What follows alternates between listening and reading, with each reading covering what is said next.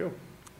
Cardiovascular training, most important thing is you want to go 60% to 80% your intense. Okay, it's carbon formula, so you need to calculate your own training specific heart rate. Okay, so 220 minus your age and minus resting heart rate and multiply by 60% to 80% plus resting heart rate. That's your training heart rate zone. Okay? Then I'd like to recommend you to do training day.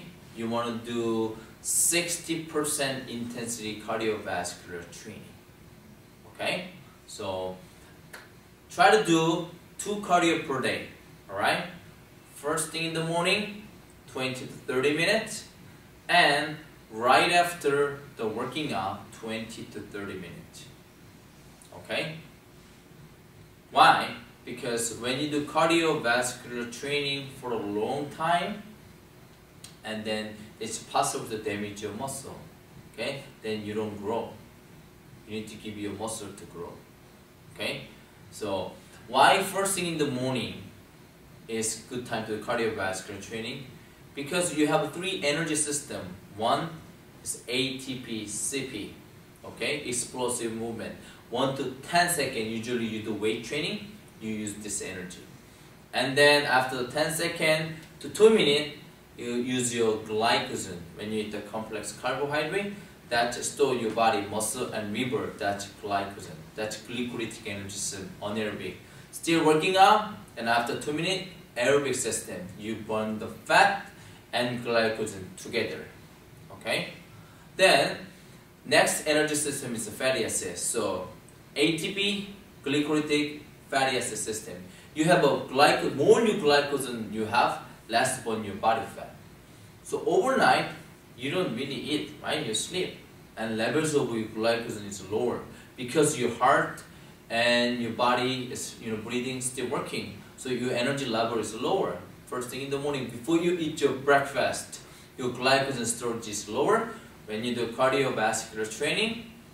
And then shorter time till you can finish your glycogen, and then watch your last energy system, fatty acid. You can burn more fat when you do first thing in the morning. Same idea when you do cardiovascular training after the weight training, because during the weight training, high intensity training, you burn a lot of your glycogen. Okay, right after the weight training, then you don't have that much energy left, and then you can burn more fat because you don't have any glycogen left. That's your training day cardiovascular training.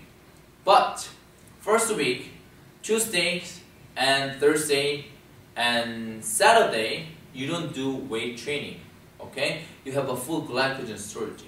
I'd like to recommend you to do at least 80% your maximum heart rate training. Okay, why? Because high intensity cardiovascular training is really good for your heart. Okay, watch 80%, your 60% of cardiovascular training is this much. Okay, 70%, 80%, and 9% to up to your maximum heart rate. It's kind of very stressful for your heart. It's very difficult to do longer period of time, but it's great for your heart. Okay, do your 80% your maximum heart rate training, non-weight training day. Why? Because your heart gets stronger and fitter, then mean increase the metabolism up. Throughout whole day, you spend more calorie. Also, what happened? Increase the stroke volume. One time heart pumping, more blood go through your whole body, better nutrition supply, and then better circulation. Also, heart muscle get bigger. That make your resting heart rate lower. Normal people, 72 beats per minute. Okay? Olympic level, under 50. Mine is like 52. When I'm doing, cardiovascular training many times a week, like end of my 12 weeks body transformation project. Normally between No more these days, my resting heart rate is 62 to 65.